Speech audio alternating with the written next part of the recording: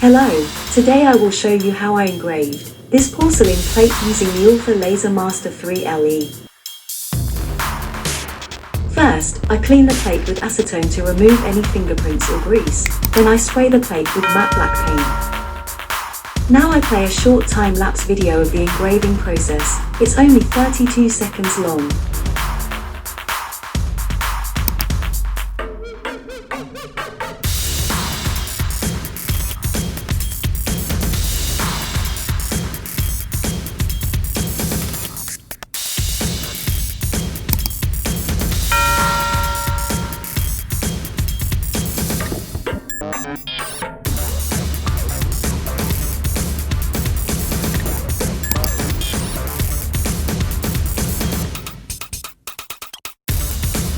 You can now see the result before the cleanup process.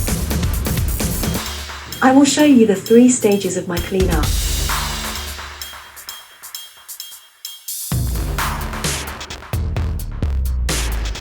Okay, it's all clean now and looking nice. Please leave a comment and let me know what you think.